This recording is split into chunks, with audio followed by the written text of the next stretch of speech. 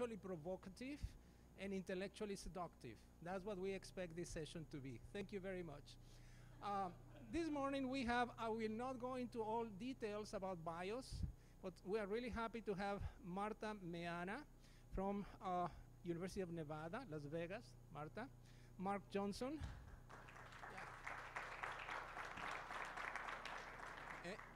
In order to actually use our time in a more effective way, I would like to actually wait for the final introduction of the people, and then we can actually welcome them.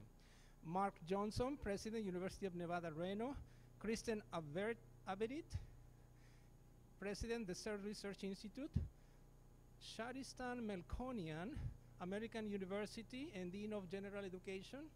And Antonio Diak, who used to be Director at Universidad Monterrey. Tony and I have known each other for about 40 years or maybe more. Yeah, he used to take me to kindergarten. Anyway, welcome everybody, welcome panel members.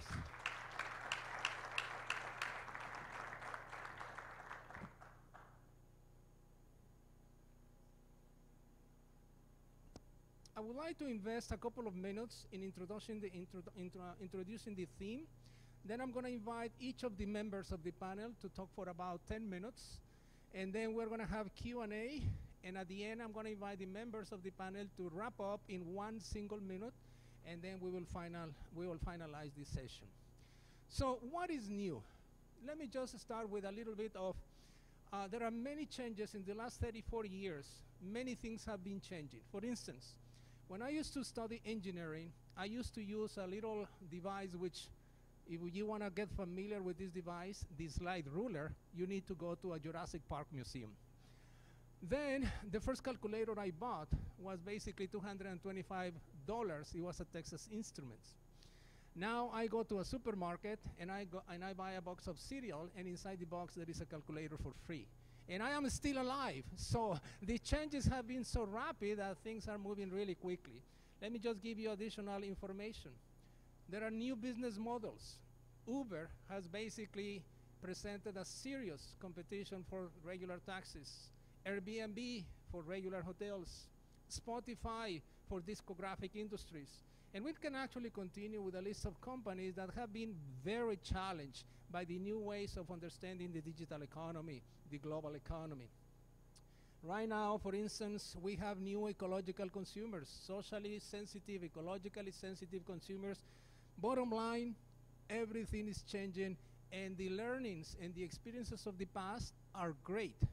But the complexity of our past is insufficient to cope with the opportunities of the future. That is something that we really need to take into consideration. The complexity of the past is insufficient to cope with the opportunities of the future. So this is new. So what? So what are higher education institutions doing nowadays? Today, we're going to hear five instantiations of how universities are coping with change. But let me just give you some data. By 2030, in basically in 12 more years, 40% of the traditional jobs in education are going to be substituted by software or by robots.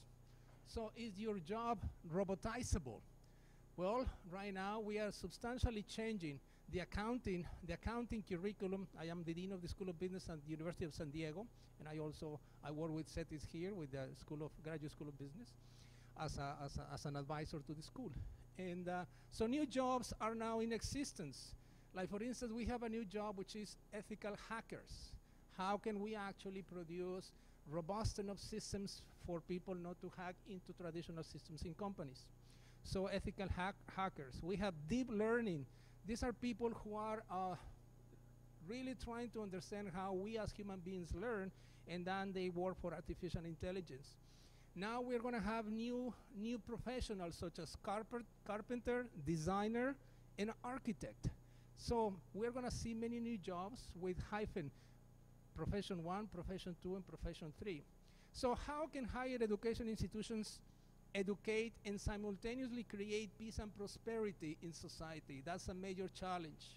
How can higher education institutions become not just suppliers of talent, but also business partners for companies and institutions? How can higher education institutions design and customize learning for different market segments? so many things, and we definitely rely on innovation as a way to cope with the complexities of the future.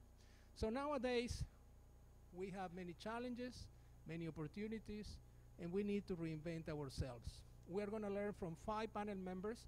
I already introduced them, and we're going to try to synthesize our presentations in about 9-10 minutes.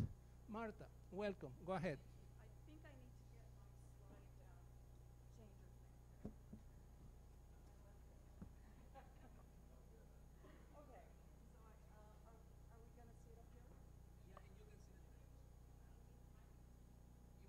I can't hold 3 things. Okay. Yeah.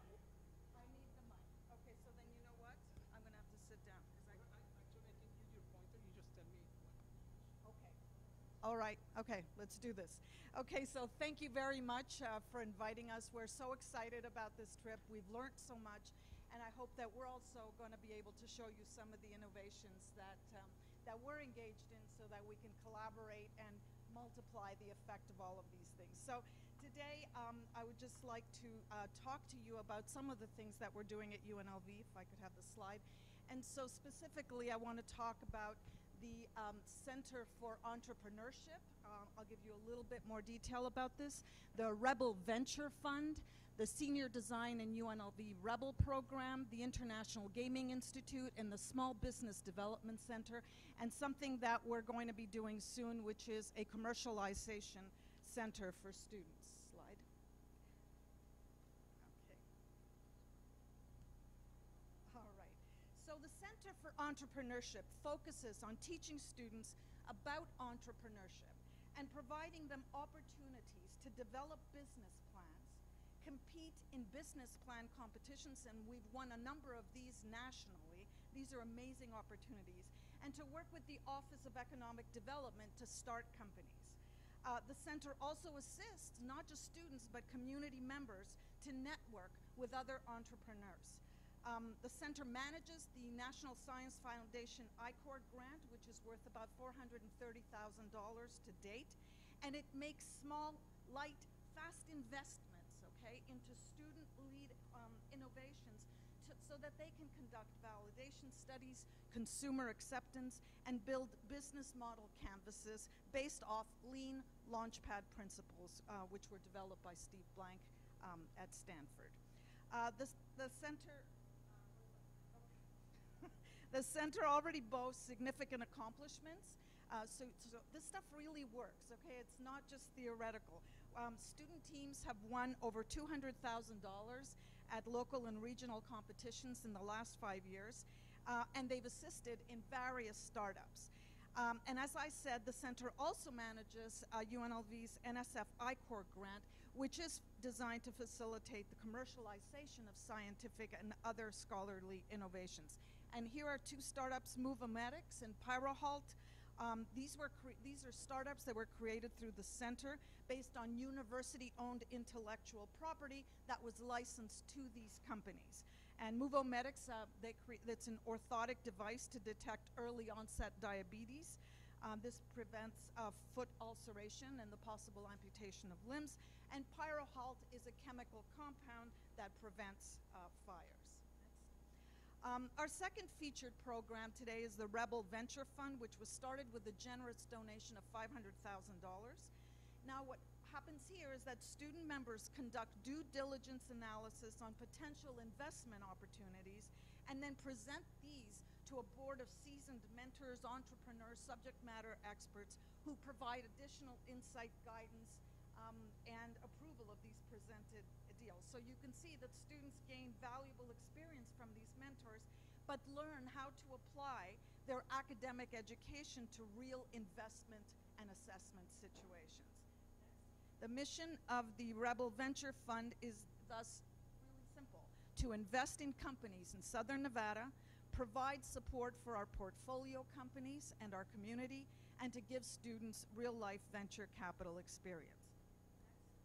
RVF draws its membership from graduate and undergraduate students, and they have 4 different committees: marketing, deal flow, education, operations. Next, and it attracts students from all disciplines, which is what's really cool. It's it's not just for business students. We have law students, we have science students, and even fine arts students who engage in this capital venture adventure. And these are our most recent students. Next.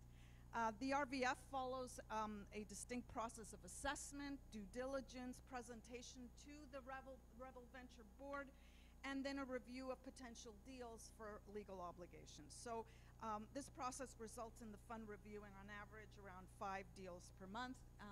These are some of our portfolio companies. I don't have the time to tell you what they each do, although they are all very cool and innovative companies that this fund is really attempting to support. Our third program is our senior design competition. Change it. Students work here on real-world problems and then are judged at the end of both semesters, the fall and the spring, and prizes are awarded, normally monetary, from funds received from local companies like Nevada Paving, NV Energy, and others. And teams compete in several categories normally organized around the engineering disciplines, civil, mechanical, electrical. And some of these technologies are assigned over to UNLV, and we protect those innovations and again work toward commercialization. Now here's an, no, go back. Okay, no, go back, yeah. Okay, and so here is, no.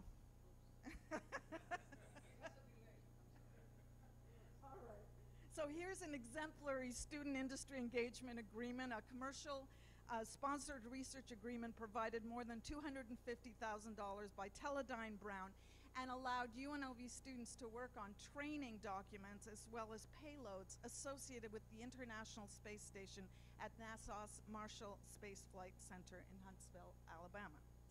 The fourth program I would like to tell you a little bit about is the Small Business Development Center. This is funded through a subcontract from UNR, whose prime funding comes from the Small Business Association. This SBDC provides free counseling to small businesses across Southern Nevada. So you can see how we're bringing these students together with the business community. And the counseling includes business plan review, providing funding opportunities, bank loan processing, mentor introduction, space obtainment, and coordinating with UNLV to secure internships and sponsored research projects. Student interns at the SBDC are provided real world experiences to work alongside with professionals to counsel small businesses. The students also teach classes. They help entrepreneurs register their companies and navigate the small business community in Southern Nevada. So clearly this opportunity advances their knowledge and understanding to transition easily into a startup company or professional position when they graduate. And now here we are with an institute we're extremely proud of and I think is unique in the world, our International Gaming Institute, which was formed using the funds from the Nevada Governor's Office of Economic Development. The IGA has 3 classes, gaming, hospitality, and esports. And each class requires students to develop a solution to a real-world industry problem. And many times these problems are presented to the students by industry itself. Students who take these classes are required to sign a royalty sharing agreement as the university assists them in protecting and commercializing their innovations. So, next one. In the gaming innovation class, students work with industry legends. We really have people come in from the gaming industry, people who are famous for what they've done in the gaming industry. And they help them create and commercialize intellectual property, including new gambling games. At the end of the class, the students present to industry judges and potentially successful game ideas are patented and commercialized. And next one, if you're gonna have to do them all. Yeah. This new program has been wildly successful with 50 patents filed, 9 issued, 3 students launching their own business, 8 student games have been licensed, and 6 table games have been approved for use in Nevada casinos. And this is just in the space of very few years. Next, the Global Gaming Expo, which is this huge show in Nevada, in Las Vegas, now actually builds an innovation lab specifically to showcase these new UNLV inventions. Now what we've done is we've taken this innovation in gaming idea and transported it to the area of hospitality with a groundbreaking new course called Hospitality Lab, where students are again led by industry leaders to innovate in the areas of resort management, food and beverage, and entertainment. And in the first class alone, 7 patent applications were filed, with 2 in the commercialization process. I mean, this is going at an incredible rate. In yet another innovation expansion, we are now offering the first ever academic course on esports, with the objective of growing the esports phenomenon into casino resort setting. Next up, this is just a quick visual of the many industry collaborators who've assessed our student innovations and with whom we work. Yes. Okay. Next, I'm almost done. We had a lot less time than we thought we had. That's why I'm speeding through this. So coming very, very soon is our Student Commercialization Center, and I think you can see why we need one, right? Because so much activity is going on as a function of these courses and as a function of the students' excitement about the entrepreneurship going on at UNLV, that we got to help them out now in commercializing their inventions and their products. So this center will mimic the Office of Economic Development and reside under that office, and students will now have their own office to assist them in translating their ideas into life-changing products and services and fulfilling really their entrepreneurial dreams. And the center will be started through donations of industry who are clearly very interested in facilitating this. So there, I did that as fast as I could. Thank you very much. Thank you very much.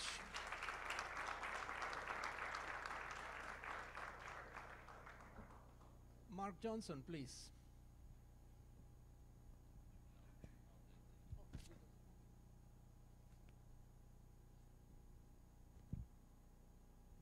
Thank you very much for having us here. I'm representing the University of Nevada, Reno, and we're very pleased to be here in Mexicali with you all. Just very quickly, this university is a major comprehensive university. We've got more than 21,000 students. We graduated 4,900 people with degrees last year across a whole range of arts and sciences, medical school, etc. We are a doctoral granting institution, and our number of doctoral students is growing extremely rapidly, and they're very fundamental to the research operation at the university. So we were asking ourselves several years ago, how in the world do we actually collaborate with business? And working with businesses, working with our economic development agencies, we came up with a few necessary conditions in order to have a good collaborative relationship. And I will say at the beginning, what we experience here is the four-way collaboration between academics, business, government, and community. You'll see that throughout. First of all, we have to have a welcoming attitude. For years, universities have really been standoffish, said, you know, if you want to come here, we need to have a part ownership in your intellectual property. It takes forever to get a contract signed. And if you want to have us spend money and bill you, that takes months. Well, we had to completely change our attitude about being a selfish, self-centered university to becoming open to business, inviting to business. And that's the attitude we had to start with. Next, business operates quickly. Time is money. So we had to create systems that were quick and easy. Opening for business allowed us to open our doors to our very, very expensive scientific equipment and make it available on a piece rate to business. Access to university personnel. It's one of our great advantages is we have very smart students, we have very smart and well-trained faculty. So we have to be open to share and collaborate at the faculty and student level. Also, we had to make available business services and access to capital, which I'll mention here momentarily. And we had to have a clear set of rules on the use of intellectual property, so that if a company brought their intellectual property and they just wanted to use our equipment, we had no claim to their intellectual property. If we research together and create a new product, then we share in the value of the intellectual property. So we established, with a government grant from the Governor's Office of Economic Development, the Nevada Center for Applied Research, with this mission to create professional, flexible, sustainable, market-responsive technology innovation services to stimulate the regional innovation-based economic development by aligning the needs of the industry, startup companies, researchers, students, and entrepreneurs with resources provided at the University of Nevada, Reno. So our goals are to create an environment for innovation open to everyone, foster industry and job growth in the region for economic development, focus on advanced manufacturing because our Governor's Office of Economic Development has identified advanced manufacturing as the core of economic development in northern Nevada, and then leverage local comparative advantage. So this Center for Applied Research was designed to fulfill those necessary conditions for collaboration. One is we have collaborative relations with academics and business, which means we sit down together, understand what their needs are, our capabilities, and we write joint agreements together so that we can progress forward together. For access to shared labs, we opened up our laboratories and equipment so that companies can, in a single moment, sign a one-page contract, a use agreement for our equipment. It's on a gummy pad, and you just sign one page and rip it off, and we're in business. We have an agreement, and we don't have to wait for attorneys because the attorneys have pre-approved these contracts. We set up interdisciplinary teams. It's a wonderful opportunity for students to be involved in real business solutions along with faculty, and it allows the businesses to tap into the expertise that is contained within our faculty and students. We have support networks for incubation. We actually have a place, which I'll show you in a moment, and we have a number of very successful entrepreneurs who have retired in a tax-free environment in northern Nevada up by Lake Tahoe, and these entrepreneurs who have made their fortunes in business are very willing to come down to the campus and work with new startup businesses and provide their expertise on how in the world they were so successful. And it's been a very, very useful tool for some startup businesses. And we also provide co-working spaces and a place where individuals can come with an idea, make a prototype to take on to the market. So here's the University of Nevada, Reno Innovation Center. We bought a building off campus with free parking. First things first, free parking. So it's a startup hub. It's only been operational for 3 years, beginning October 1st, 3 years ago. Already, we're contributing to economic growth with the businesses that have come here to incubate. The businesses that we've dealt with 57 companies with 127 members, and they've already created in this 3 years 119 jobs. We have 6 venture capital companies inside this building, and they have raised $42 million in capital. And now we are graduating companies out of here, 3 in the last year, to go out to commercial facilities to move on because they have successfully started. Also, they love our students. They hire student interns. It gives the students an opportunity, and they're very good for industry. We've also established a biosciences entrepreneurship laboratory on the campus where we've set up a wet lab facility so that, again, companies can come onto the campus, use our expensive equipment on a piece rate, and this is really great. We've had startup companies in the biomedical field come from Chicago and San Francisco and tell us, we're moving our company to Reno. This is the only place in the United States that we can find access to this kind of equipment and this welcoming attitude to work alongside your professors and students. So it's very attractive. So we have many things to talk about at the university, but what's really been fun for economic development in Nevada is opening our doors to the business community and making our collaboration, our four-way collaboration, work. Thank you very much. Thank you indeed.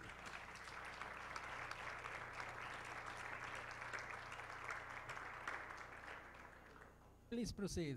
Kristen Averyt. Thank you. So wait for slides to appear.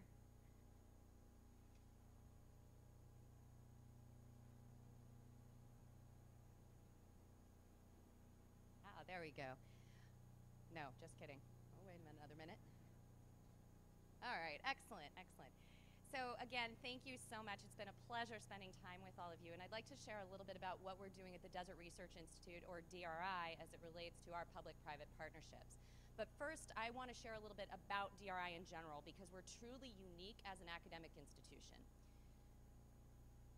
So first of all, our mission is really to connect environmental sciences to the challenges that we're facing in the 21st century. We're about solving problems. We're about applied research. Our core capabilities are really grounded in understanding our air, water, earth, and ecosystem resources. But environmental sciences today is not what it was 25 years ago. We have experts in data analytics, in big data. We have people that actually understand what blockchain is and how to actually apply it. We have experts in cybersecurity. We also have experts in public health, and we have a significant presence in a large drone program that I'll talk about. But I like this slide because this is DRI by the numbers. Number of degrees granted, 0. We are not a degree granting institution. We are strictly focused on research, but we are very good at the research we do. We have about 400 faculty and staff, about 140 PhD holding faculty. Last year we were about $35 million in money that we brought in through sponsored projects. And my favorite statistic, we are in the top 5% of US academic institutions in the environmental sciences. So we are small within the Nevada system of higher education, but we are very mighty. All right. Oh, okay. There's a delay.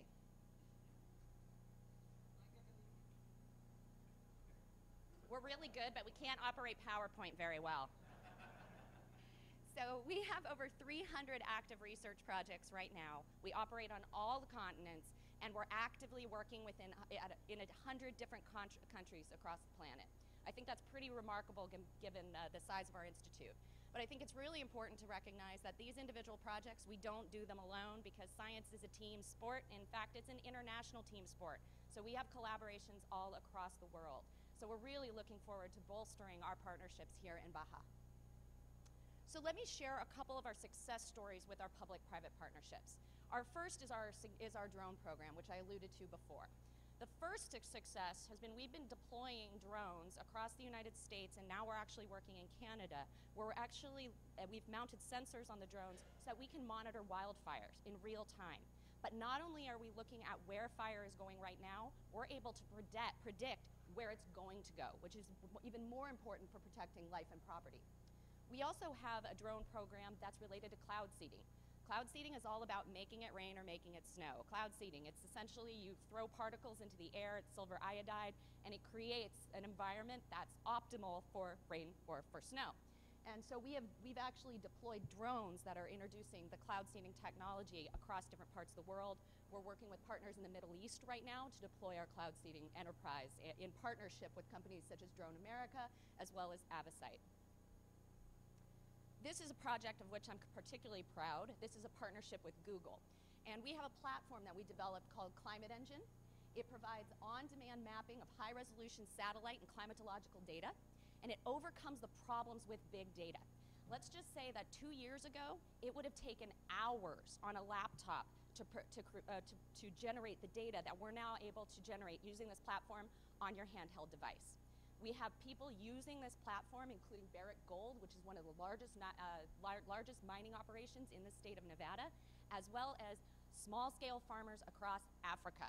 That is this is a very powerful tool, and it was made possible by a gift from Google of 1 petabyte of storage and over 50 million processing hours. So I'd really encourage people to go and play with this. It's a pretty fascinating tool. Another enterprise is our Healthy Nevada project. This project is a partnership with Reno, which is the not-for-profit healthcare provider in northern Nevada, as well as Helix. Helix is a genome sequencing company. It's similar to 23andMe, Ancestry.com. You know, you spit in a cup and it just gives you your genetic information back. And what we did, this is the very first population health study in the United States that integrates genetics with public health as well as with environmental information. We have 2 phases of the study. We launched the first phase in 2016. We had 10,000 Nevadans sign up, spit in a cup, to get their genetic information and agree to provide their healthcare history. 10,000 people signed up for this in 48 hours. We're now on phase 2. We're aiming for 40,000 more people, and we have 20,000. We just hit, I think, 20,000 people this week.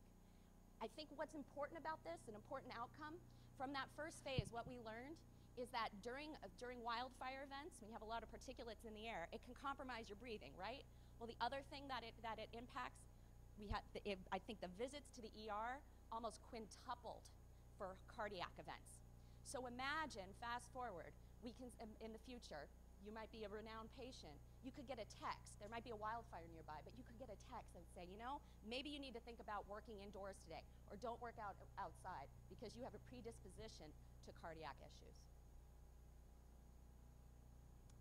The other project that's really important to us is a program called Water Start. The way that Water Start started, at its inception, it worked with the water utilities in the state of Nevada to identify what are the key challenges that they're facing. What problems do they really have? Then they went around the world, literally, and looked for ready, on-the-shelf, deployable technologies that were really close to commercialization and brought them into the U.S. market. This Water Start has brought, I believe, they're up to almost 20 different companies and jobs into the state of Nevada. So it's all about what are the problems and then finding the technologies and bringing the jobs into the state to map to those problems. I'm really proud of this program because now it's expanded. It's not just about solving Nevadans' problems, it's looking at problems related to water across the entire globe. In fact, just last week, the governor of Nevada was in Queensland, Australia. We had our team from Water Start there, and we have version 2.0 of Water Start based in Australia will be spinning up. So this is where I talk about about science being a team sport and being an international enterprise. This is the kind of thing that we're doing. The other thing that I think is really important at DRI that I'm very passionate about is the commercialization component. We have something called the Desert Research Corporation. It is the for-profit arm of our foundation. And this enterprise is all about taking intellectual property that we've developed within the Institute and not just selling it off or leasing it in an early stage, but really developing it. In the last year, we've spun off our first companies. The first one was 2Biomics. This one, it's essentially extracting natural fungicides from microbial communities to fight white rot, which is a real problem for the garlic and onion industries. And we're working with large-scale agriculture on this effort. We've actually successfully raised the venture capital for phase 1 of this study, and we're really excited about this because it's the first time we've done this at DRI. The second product that we're working on is it's a combination of products called Forecast View and Field Scout, and the company name is Perdira. And that company, when you take these tools together, it's about looking at what kind of pests might impact very specific crops. We're working with large-scale enterprises like Driscoll's Berries, as well as Dole and Christopher Ranch on this.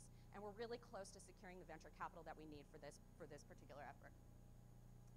So again, public-private partnerships, they really help to amplify our research, and we're really excited about what we're doing here. And it's a pleasure to be a part of the Nevada system of higher education and our broader enterprise and commercialization. Thanks. Thank you very much.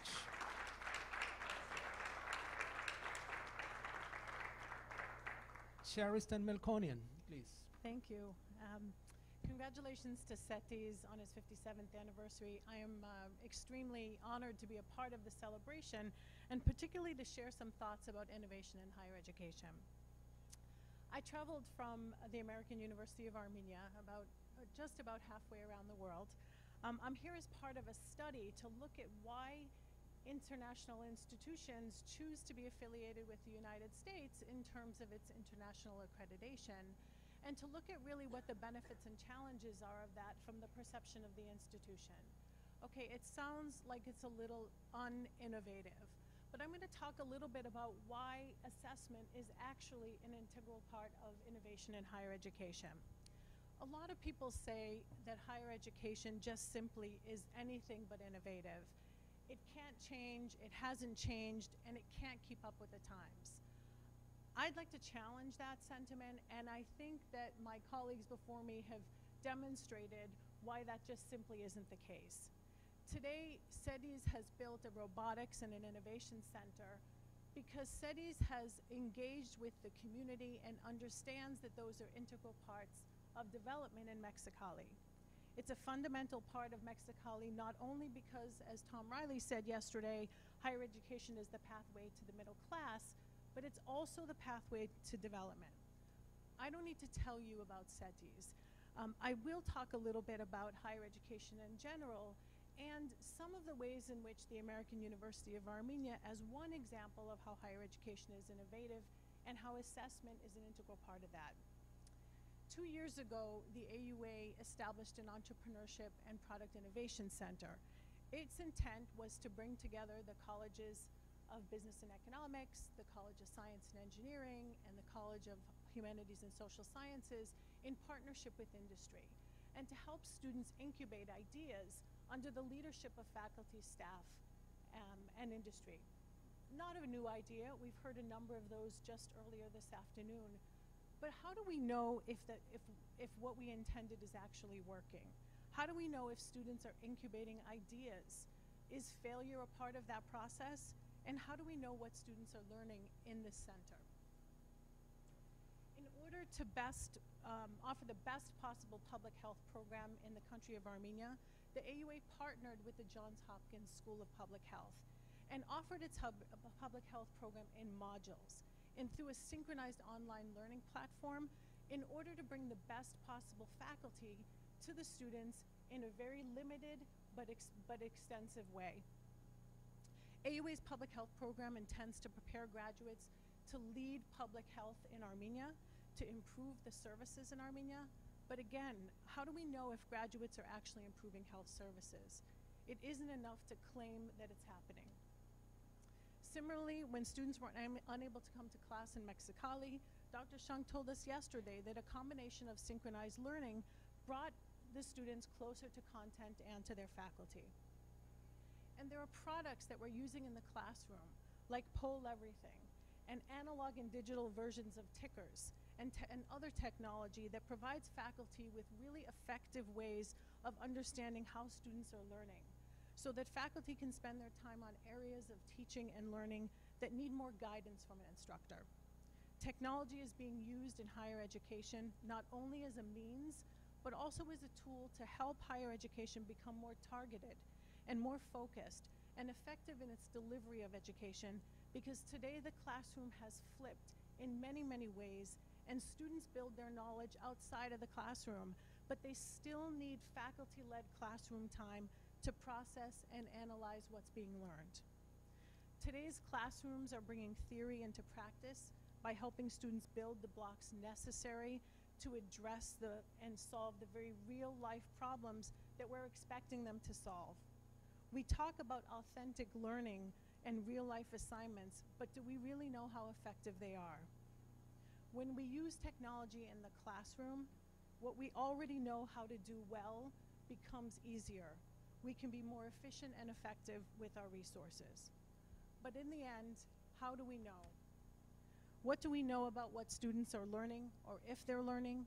Instructors used to say, and I loved this because part of my responsibilities at the institution is to work on faculty professional development related to teaching and learning. And oftentimes a faculty member would say, I can just see it in their eyes. I know they're learning. Well, Maybe, but that's simply not enough anymore. Resources are expensive, and so is our students' time. Even when it comes to innovation, we have to be able to define what we expect students to learn, provide students with an ample opportunity to do that, and then measure in some way what's being learned so that we can engage in continuous improvement and target our teaching and learning to help our students learn. What exactly is innovation? How can students learn to be innovative? How can they demonstrate this seemingly untangible skill? And how can we measure what students are learning so that we can target our resources and follow up with students so that they can target their own learning, and so that we can demonstrate that learning and innovation is actually happening? That is the very core of assessment. Clearly defined goals, clearly defined milestones and measuring tools, some would call rubrics, and targeted follow-up. Higher education is changing. We've seen it today. I'm sure we're going to continue to see it. And it is innovative. Higher education has changed to address the growing and demanding needs in our communities. Our institutions have become anchors for that kind of development. We can see that right here at CETYS, and we can see it in Armenia at the AUA. But taking time to measure what is happening among this change is an important part of ensuring that higher education continues to be the pathway to development. I'm extremely honored to be a part of this panel and learn a little bit more about what's happening in Nevada and in Monterey. Congratulations to CETY, and I'm looking forward to our discussion. Thank you very much.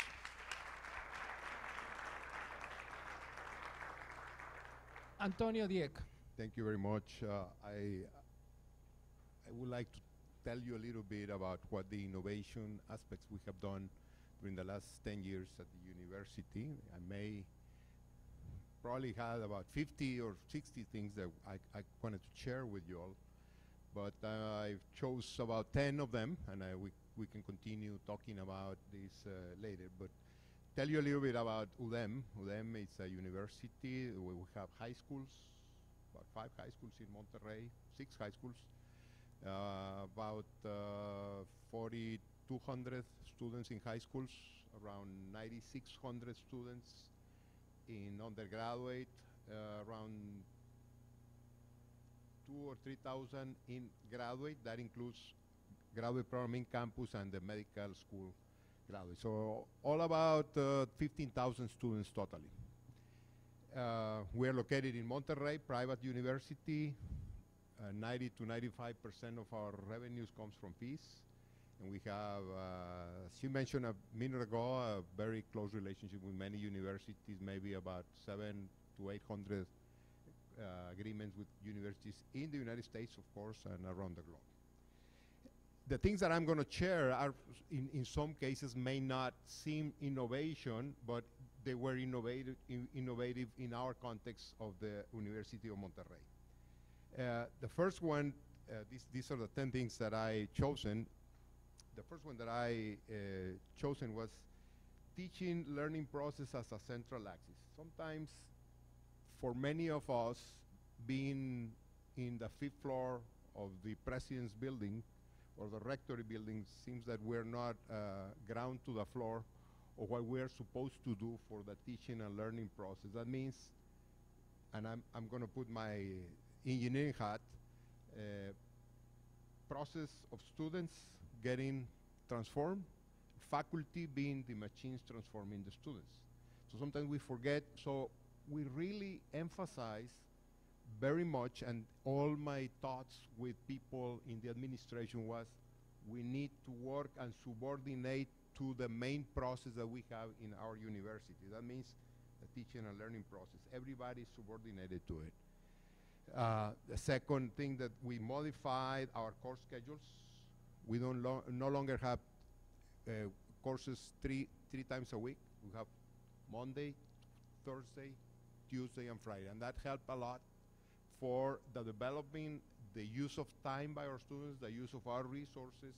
So Monday, Thursday, and Wednesday, it's lab day or teamwork day. The third one, curricular redesign. The teacher and learning process central. We emphasize a lot in the formation, holistic formation of the individuals, also the multidisciplinary transversal curriculum. And in the last 5 or 6 years, we opened a couple of new undergraduate programs that at the beginning with the market, with the recruiters, the companies, the entrepreneurs, and we thought we were going to bring 20 to 30 students in the first year. Well, we brought 100 or 120 in each of these programs. And one of them was the Innovation and Creativity undergraduate, which has to do with students that already have a project working since the beginning of their undergraduate career. And it has been very, very successful program. Now, to support all that, we needed to have a technology transfer office. So we developed and had a technology transfer office in our campus, and it was used for our students and also for the community.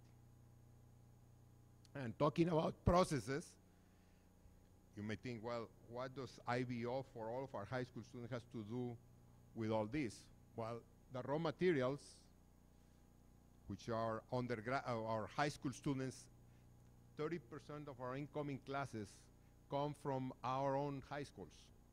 So we have to prepare and have the most talented students in our own program. So we had the International Baccalaureate or the International High School degree almost available for all of our students and the POP. This makes our incoming class a better incoming class, at least in the 30% of our students. Transversality of the curriculum, I already mentioned the multidisciplinary undergraduate students, service learning across the curriculum. That was a big deal, especially to get to the faculty to learn and to emphasize on the service learning part for their courses. The integrity system, and we call integrity system a honest campus.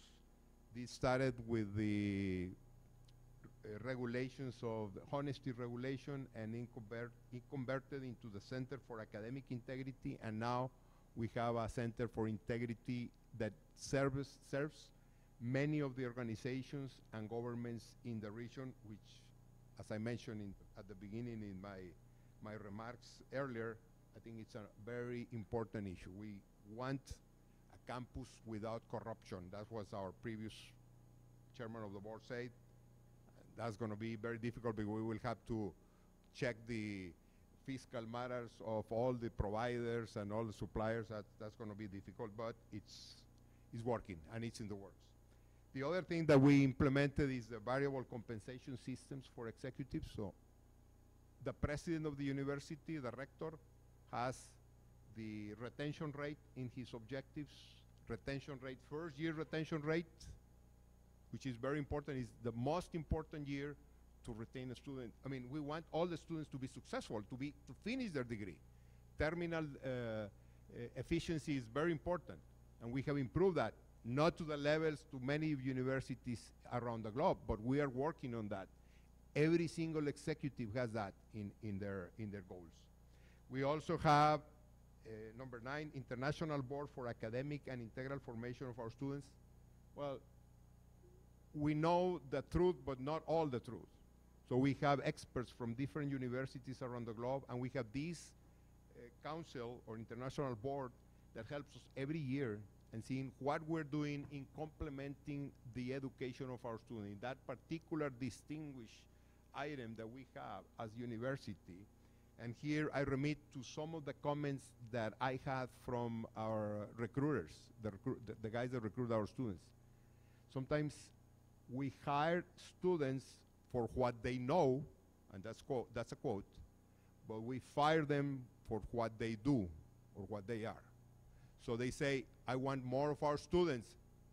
The second part, I cannot guarantee it for everybody, but at least we try to educate them and make a form for them to be, so they hire them for what they know and don't fire them for what they do. And the last one is what we call West Community.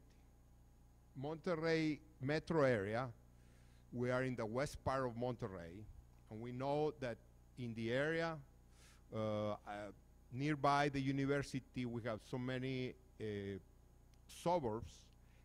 We knew that we had maybe 100 or 200 projects working in the community. So we are searching and diagnosing that community, the west community of Monterrey. So instead of the community seeing us as an isolated place there, they see us as part of the community. And I remit to a good friend of mine, Jim Harris, who was at Widener University before. When I visited Widener the first time, he said, the first time I came here, everybody was saying, you have to put walls around the campus. Now, we do have walls around our campus, but we want to throw those walls out so that people feels that the campus is part of their system. And we want to converge all the people and our students and faculty to work with the community, maybe in social innovation, social entrepreneurship, in many projects, even medical assistance program. And with all this, I can tell you also that we have other projects that are working in innovation. For example, our annual report, we inform that in the format of GRI, Global Reporting Initiatives. We are probably the first university in Mexico that has a LEED building. And sometimes that costs us a little bit more, but we have to show the students by example. Now we have 2 buildings, and the third one is in the third LEED building. Also, we are a Changemaker campus by Ashoka U, the only university certified silver by ASHE, which is the association that certifies the sustainability. And one last one is the one that 33% out of the 6 reporting vice presidents that reported to me, 2 of them women. That's not very common in Mexico. And out of the executives, 50 executives of the university, more than half are women. So that was very important for me, so we work it out. There is also, in the last part, that probably you cannot read, and it's in Spanish, but we developed in the last 6 months what it should be the profile of our future graduate. And so how do we design our programs such a way that we can, with these competencies that we design, and we gather from different groups, from entrepreneurs, from recruiters, and from our own people, we gather these and change 180 degrees from what we had before and from what other universities have. We can share that later in the question and answer if that's needed. That was not part, but that's part of the innovation that we got to do in the curricular design that which is coming on. Thank you very much. Thank you, Jaime Alonso. Thank you. It's a pleasure to have. Excellent. Before we go into the Q&A, question and answer session, I just would like to say 30 seconds about each of the presentations. Dr. Marta Meana actually presented 5 initiatives on how to create sustainable wealth and also how to be better connected with business. A Center for Entrepreneurship and Innovation, the Rebel, I really like the Rebel Venture Fund, Rebels and Renegades, as opposed to innovators and disruptors. The Small Business Development Center, the International Gaming Institute, and also the Student Community Center. So basically, how to create sustainable and socially impactful new wealth. How to move from creating people, educating people for employment seeking, to educating people to become entrepreneurs and change makers. Dr. Marc Johnson basically shared with us how to collaborate with business as the main metaphor.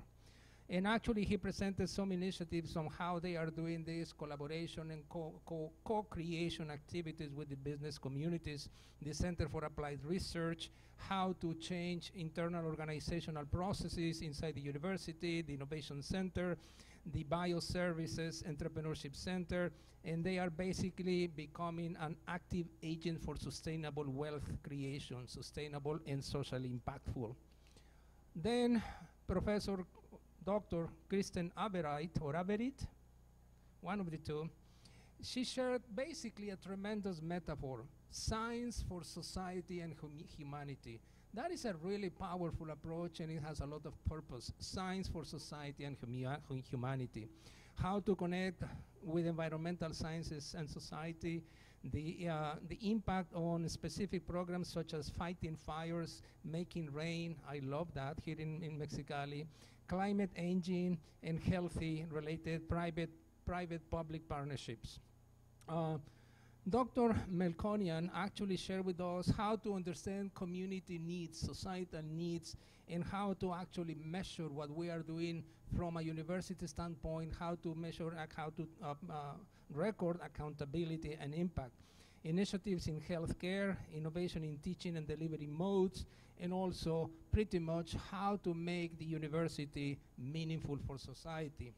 Dr. Antonio Dieck presented 10 initiatives on how to take teaching and education to the next level with a very strong approach to our communities and how to actually become rigorous and relevant for employer society as a whole. Now we're going to take about 4 or 5 questions before we actually wrap up the session. So those of you who feel like you will have you have a question or you would like to have an addition point, please just raise your hand and we're going to try to bring a microphone to you. Any potential insights or any potential questions that you may like to share with us? Please, Chairman Juan Ignacio Guajardo. I would like to, I believe it would benefit for us, that we have the rules of operation of the Innovation Center in Reno. How does it work so that we can learn?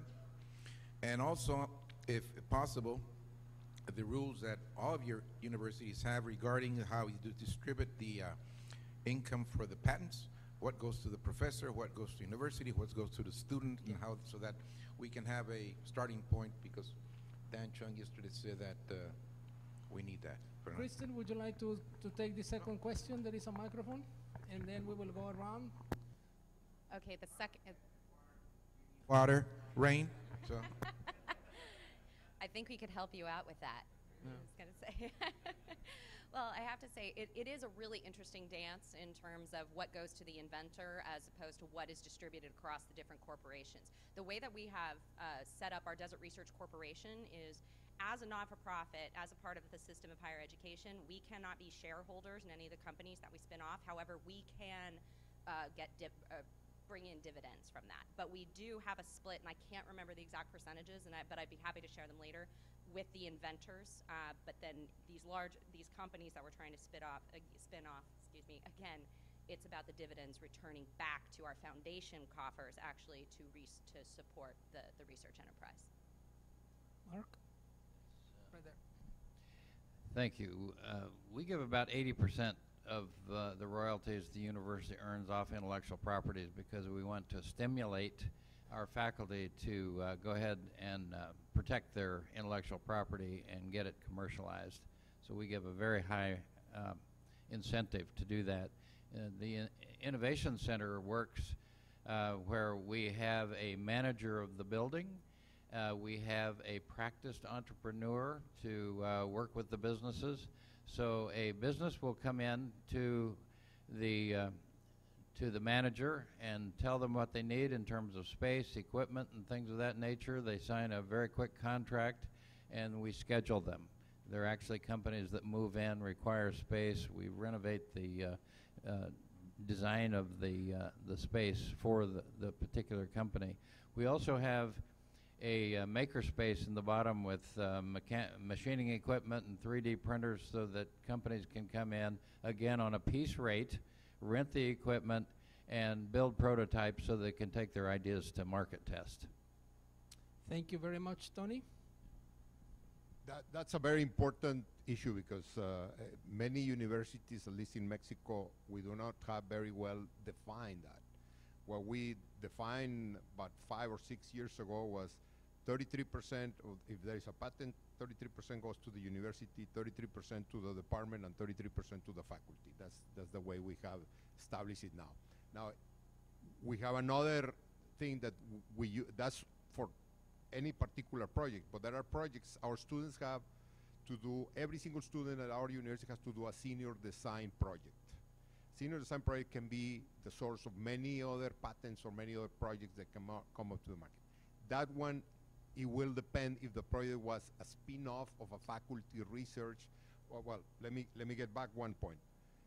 We are not a faculty research-oriented university until a few years ago. We're more a teaching university, and we're working towards getting more researchers and more research work by the faculty. Just to give you an idea, 10 years ago, we had 2 or 3 faculty as members of the National Sistema Nacional de Investigadores, National Research System.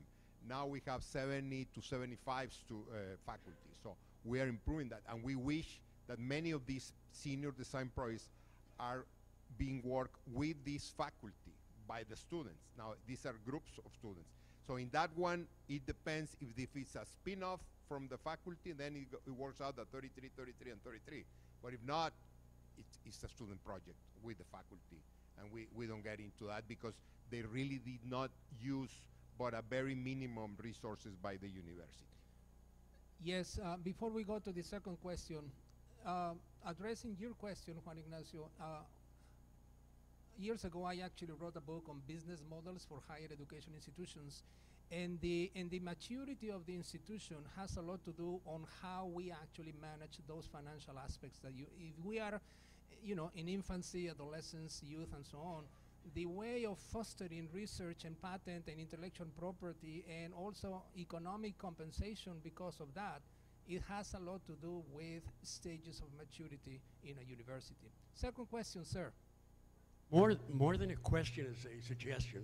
We met here, we invited to CETYS, who will be the next Minister of Economy in Mexico, Dr.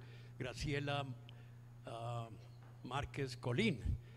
And she is a very, very interesting lady and economist, and she's passionate about innovation.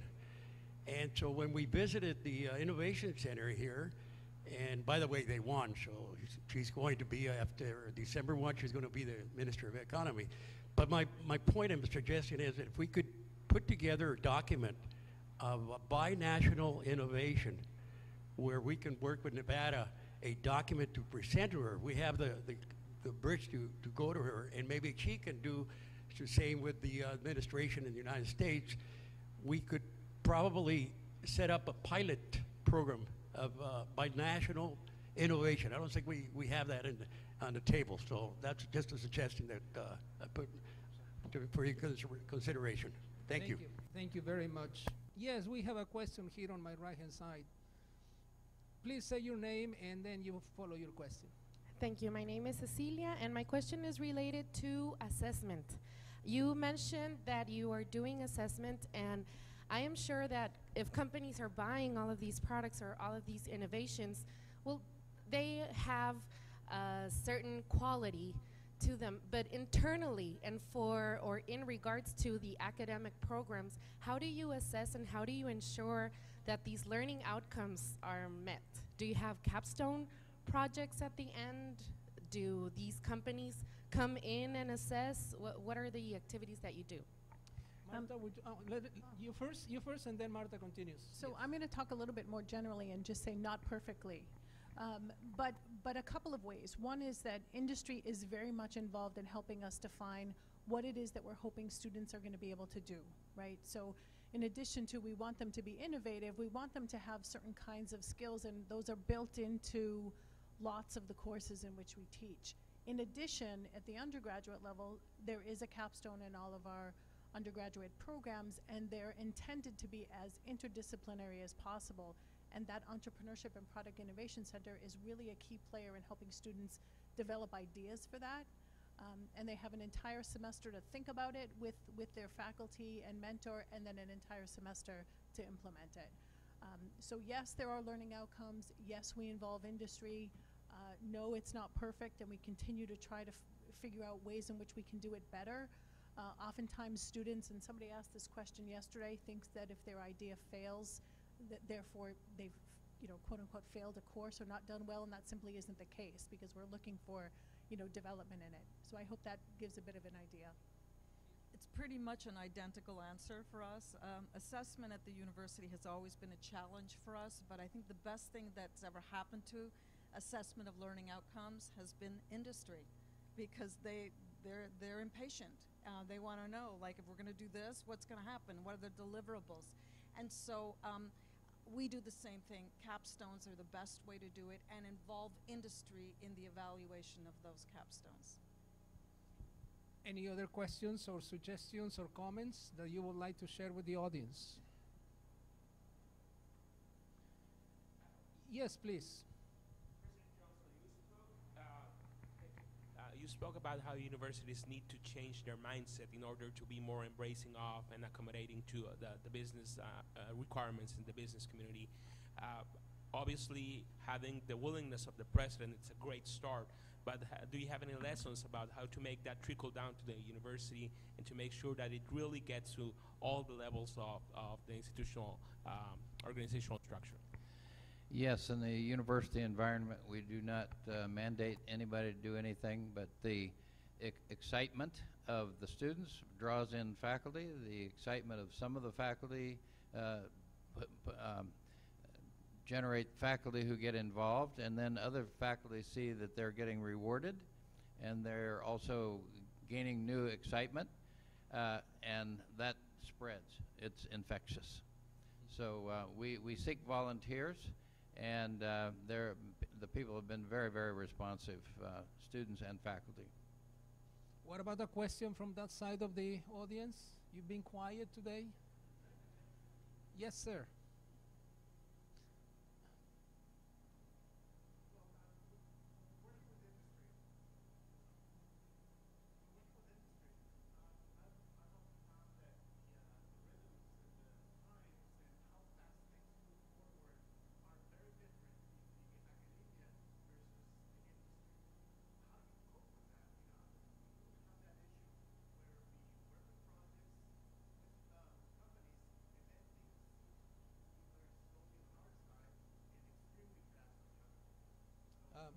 Marc, and then Tony, I would like to invite you to answer that too. You have to create opportunities to get away from the academic calendar. So by creating the Bioscience Entrepreneurial Lab, it's open all the time, 365 days a year if necessary. The Innovation Center downtown does not run on an academic calendar.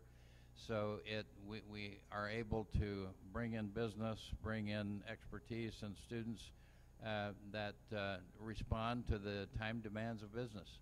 But if you are stuck with the academic calendar, say, no, we can't do a project unless we find a PhD student to work on it for a semester, then you can't respond.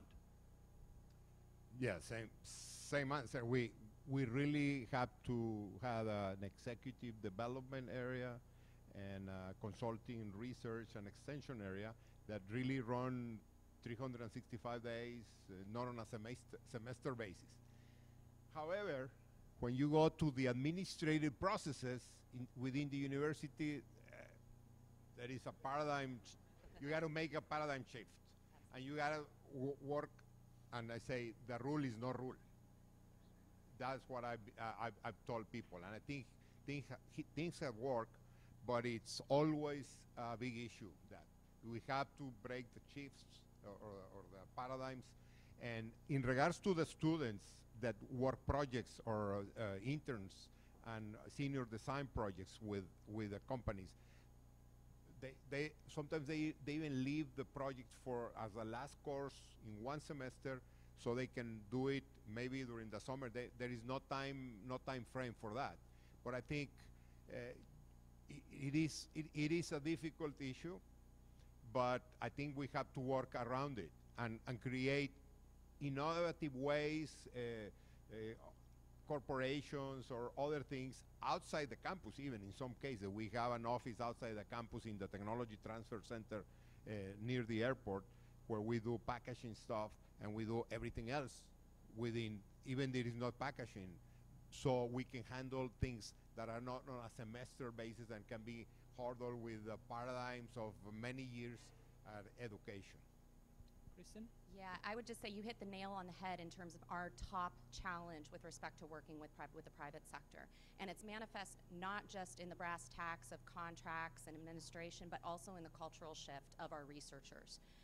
So it's the, oh, well, I'm just used, I can do this whenever I want. No, you have a contract. You need to deliver. There are deliverables. There are set timelines. But I think you're seeing a shift because in terms of dealing with the administrative side. So I had the opportunity to hire a new CFO, and the person we're bringing in, I was very specifically looking for somebody that had business experience. Because as we're shifting as academicians and researchers into that realm and really broadening the portfolio of resources really that we need to support our research, we need to be able to play ball in that part. It is really interesting. We're going to take one more question, and then I'm going to invite each of the members of the panel to summarize in 1 minute what they would like to talk about and share with us. Yes? Follow-up question to that, and I think it applies to more than one of our speakers, and that is that as you have managed in the case of them to move from a teaching focus or teaching excellence focused institution to one that is doing more applied research, and as you've been able to move forward in the different centers, innovation, DRI, and UNLV, has this meant that you have had to move towards dedicated faculty who now concentrate full-time on that?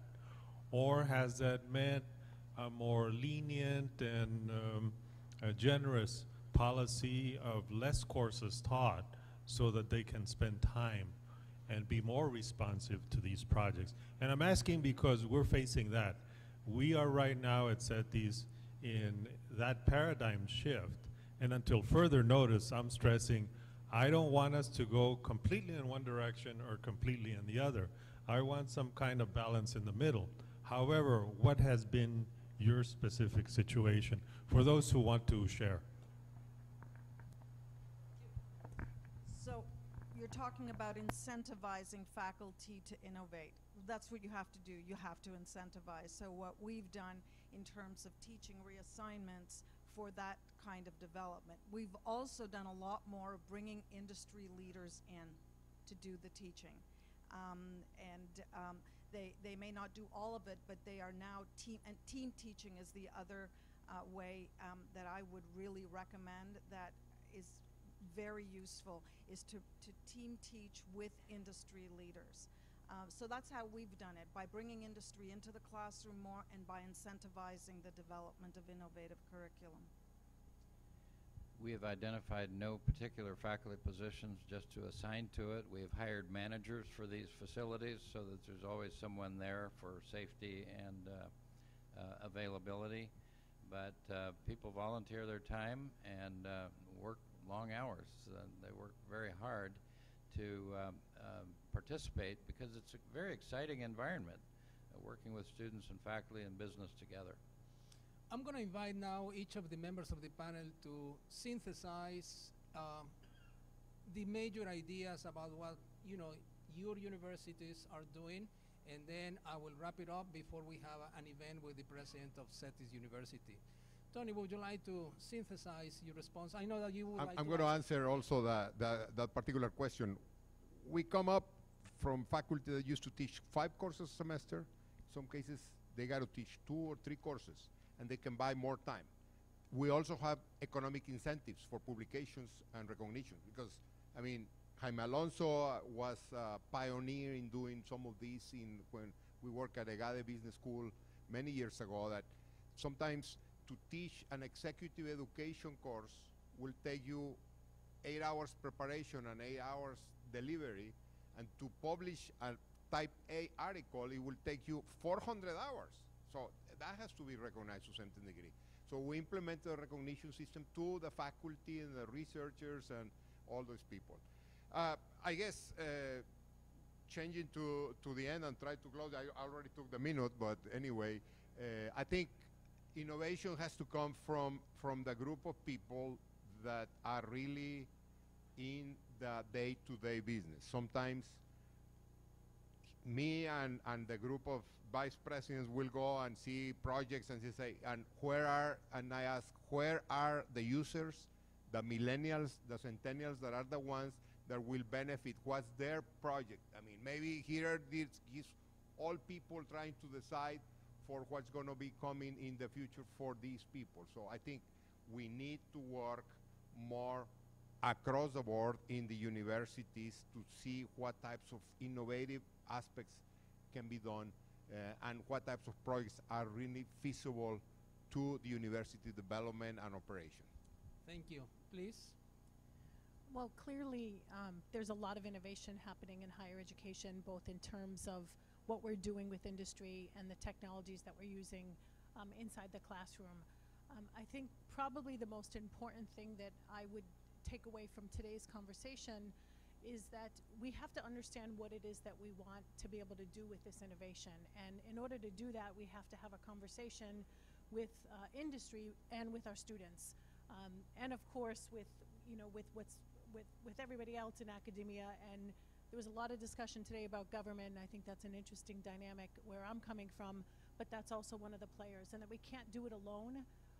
The students know what they want, the industry know what it wants, and there has to be a conversation about how those things overlap. Thank you. Thank you very much. So as I'd mentioned, connecting science with society is tremendously important. It's really our mission at DRI.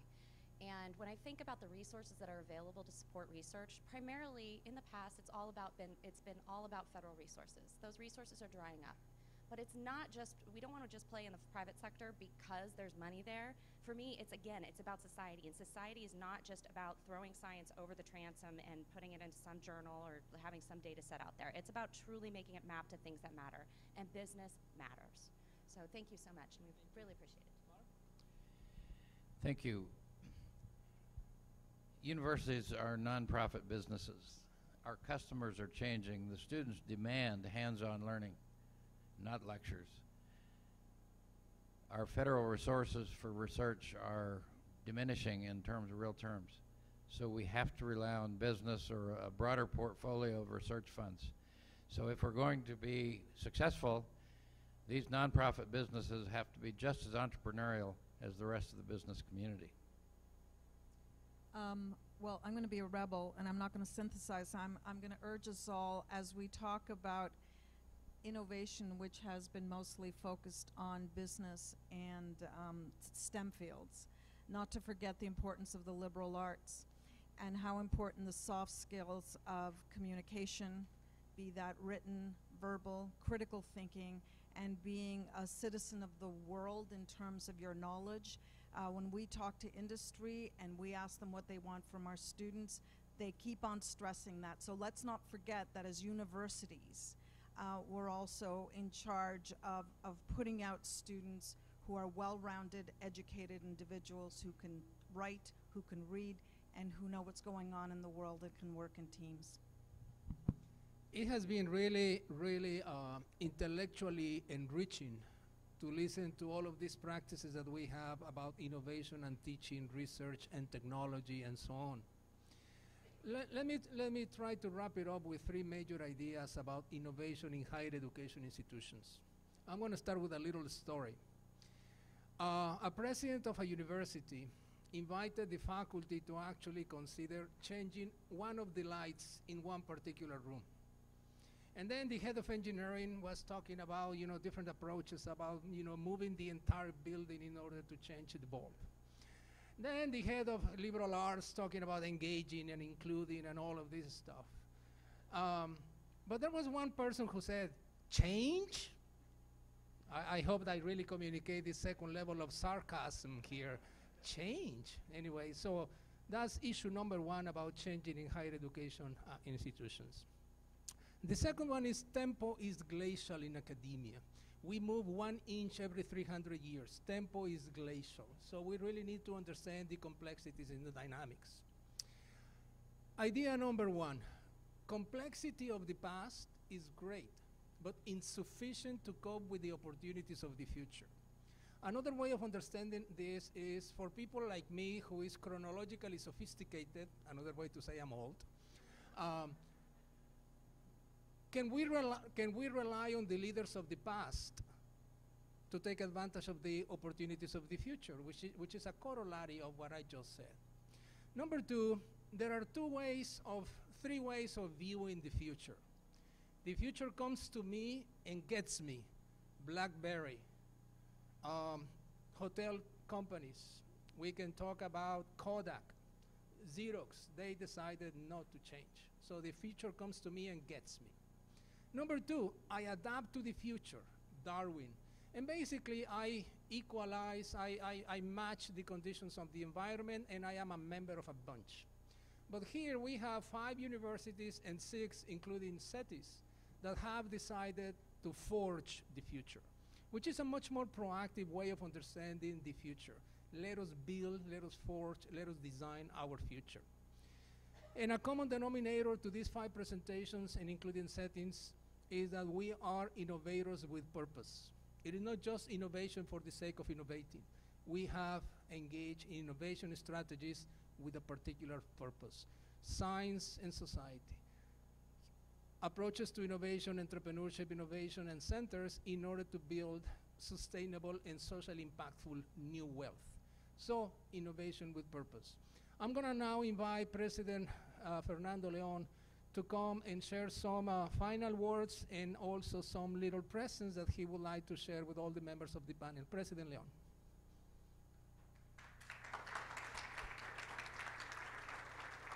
That applause, of course, is for our speakers. No.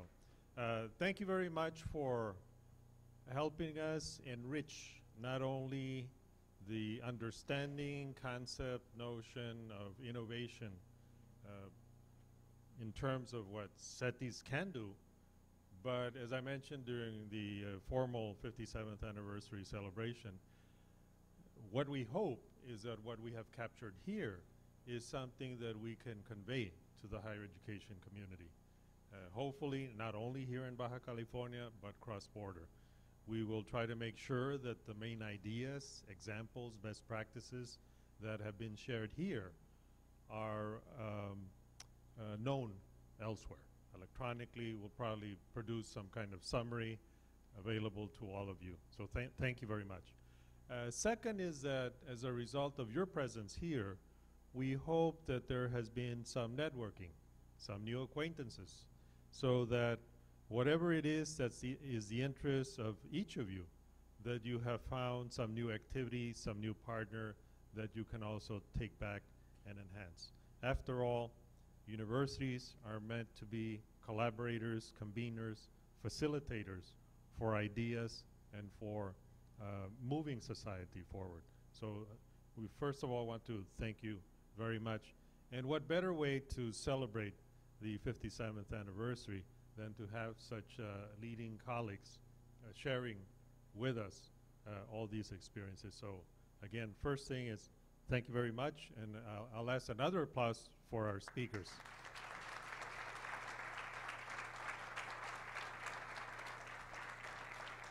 Second, for other visitors who have been here from Colombia, Diego, Chancellor Riley, Peter Guzman, board chair of the Regents in Nevada, other guests from Nevada, Dan Chunk and others. I think this is something to celebrate.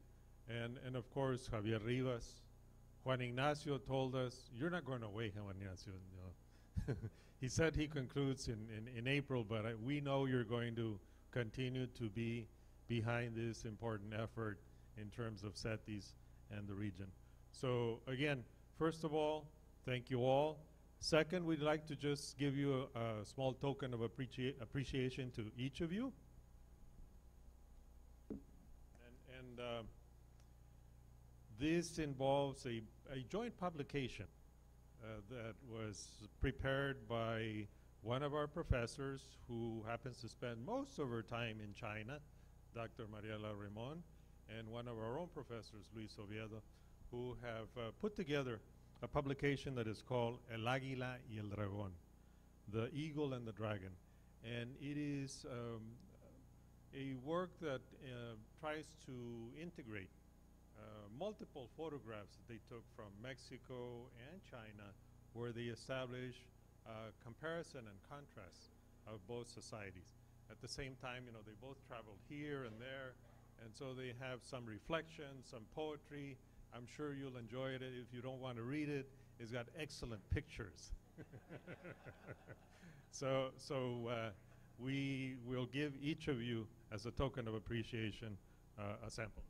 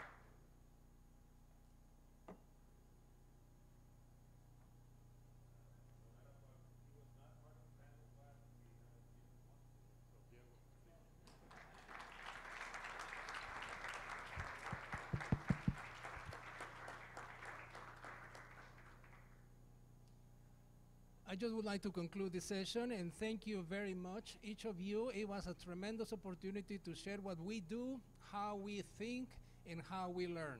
Thank you very much.